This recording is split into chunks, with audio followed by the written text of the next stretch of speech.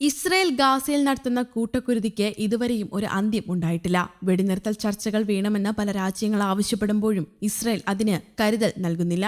ഒഴിഞ്ഞു പോകണമെന്ന് വീണ്ടും ഉത്തരവിട്ടതിന് പിന്നാലെ ഗാസയിലെ ഏറ്റവും വലിയ രണ്ടാമത്തെ പട്ടണമായ ഖാൻ യൂനിസിൽ കനത്ത ആക്രമണം നടത്തിയിരിക്കുകയാണ് ഇസ്രയേൽ സൈന്യം. ഹമാസ് പോരാളികളെയും ആയുധ സംഭരണ കേന്ദ്രങ്ങളെയും ലക്ഷ്യമിട്ടാണ് ആക്രമണം നടത്തുന്നത് എന്നാണ് വിശദീകരണം. മണിക്കൂറുകൾക്കുള്ളിൽ 30 പ്രദേശങ്ങളിൽ ഇസ്രയേൽ സേന ഷെല്ലാക്രമണം നടത്തിയിരുന്നു. ഹമാസിന്റെ കെട്ടിടങ്ങളിലും തുരങ്കങ്ങളിലും പരിശോധന നടത്തിയതായും വ്യോമകര ആക്രമണങ്ങൾ നടത്തിയതായും സൈന്യം അറിയിച്ചിരുന്നു. ഇസ്മായിൽ ഹനിയയ്ക്ക് ശേഷം ഹമാസിന്റെ ചുമതല ഏറ്റെടുത്ത യഹ്യ സിൻവാർ ഖാൻ യൂനിസിൽ തുരങ്കത്തിൽ ഒളിവിൽ കഴിയുന്നുണ്ടെന്നാണ് ഇസ്രയേലും യുഎസും ആരോപിക്കുന്നത്. കഴിഞ്ഞ ദിവസം എക്സിലാണ് ഇസ്രയേൽ സേന ഖാൻ യൂനിസ് നിവാസികൾക്ക് ഒഴിപ്പിക്കൽ ഉത്തരവ് നൽകിയത്. മൊബൈൽ ഫോണിൽ മെസ്സേജ് ലഭിച്ചതോടെ ആയിരക്കണക്കിന് കുടുംബങ്ങൾ സംരക്ഷിത മേഖലയായ അൽ മവാസിയിലേക്ക് പലായനം ചെയ്തു. നിലവിൽ അഭയാർത്ഥികൾ തിങ്ങിപ്പാർക്കുന്ന സ്ഥലമാണ് അൽ മവാസി. 2 ആഴ്ച മുമ്പ് ഖാൻ യൂനിസിൽ തിരിച്ചെത്തിയ അഭയാർത്ഥികളാണ് വീണ്ടും പലായനം ചെയ്തത്. ഇസ്രയേൽ സൈനിക നടപടിയിൽ വിലക്കപ്പെട്ടതെല്ലാം നഷ്ടപ്പെട്ട ഇവരിൽ ഭൂരിഭാഗവും ഇതിനകം 6 തവണയിലേറെ പലായനം ചെയ്തിട്ടുണ്ട്. ഗാസയിലെ 5 ലക്ഷത്തിലേറെ അഭയാർത്ഥികൾ കടുത്ത ഭക്ഷ്യക്ഷാമം നേരിടുന്നതായാണ് ഐക്യരാഷ്ട്രസഭ ഏജൻസി പറയുന്നത്.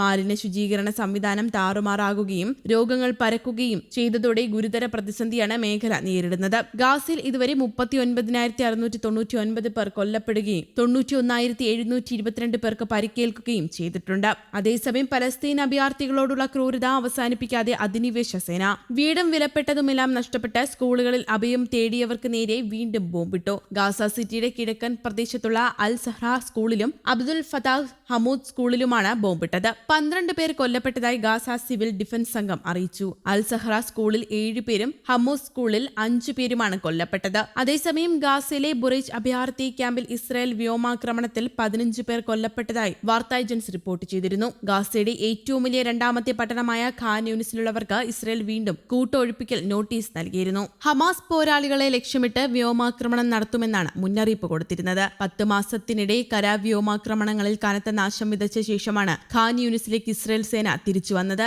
ജൂലൈ ആദ്യത്തിൽ ഖാൻ യൂനിസിൽ നിന്ന് ഇസ്രയേൽ സേന കൂട്ടൊഴിപ്പിക്കൽ നടത്തിയിരുന്നു. ഇസ്രയേൽ ആക്രമണം തുടങ്ങിയ ശേഷം ഗാസയിലെ 2.3 ദശലക്ഷം ജനങ്ങൾ പല തവണകളായി പലായനം ചെയ്തിട്ടുണ്ട്. ഭൂരിഭാഗവും അഭയാർത്ഥി ക്യാമ്പുകളിലെ തമ്പുകളിലാണ് കഴിയുന്നത്.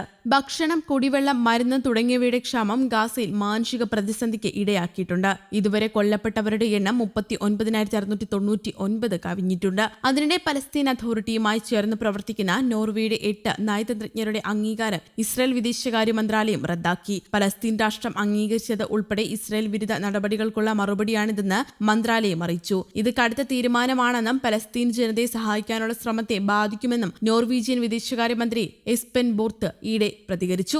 ഇസ്രായേലിനെതിരായ ദക്ഷിണാഫ്രിക്കയുടെ വംശഹത്യ കേസിൽ ചേരാൻ UN കോടതിയിൽ അപേക്ഷ നൽകുമെന്ന് തുർക്കിയും അറിയിച്ചിരുന്നു. നെതർലൻഡ്സിലെ തുർക്കി അംബാസിഡർ ഹേഗിലെ അന്താരാഷ്ട്ര നീതിന്യായ കോടതിയിൽ ഇത് സംബന്ധിച്ച സത്യവാങ്മൂലം സമർപ്പിക്കുമെന്ന് വിദേശകാര്യ മന്ത്രാലയ വക്താവ് ഓങ്കോ കെസ്ലി പറഞ്ഞു. നിക്കാരാഗ്വ, കൊളംബിയ, ലിബിയ, മെക്സിക്കോ, സ്പെയിൻ എന്നീ രാജ്യങ്ങളും പലസ്തീൻ ഉദ്യോഗസ്ഥരും കേസിൽ കക്ഷി ചേരാൻ അപേക്ഷ സമർപ്പിച്ചതിന് പുറമെയാണ് ഇത്. ഇസ്രായേലിന്റെ കടുത്ത വിമർശകരായ തുർക്കിയും രംഗത്തെത്തി. ഈ രാജ്യങ്ങളുടെ അപേക്ഷകളിൽ കോടതി ഇതുവരെ തീരുമാനമെടുത്തിട്ടില്ല. കേസിൽ പ്രാഥമിക വാദം കേൾക്കാൻ നടന്നെങ്കിലും അന്തിമ തീരുമാനത്തിലെത്താൻ വർഷങ്ങളെടുക്കുമെന്നാണ് കരുതുന്നത്. News desk, Kerala Kaumudi.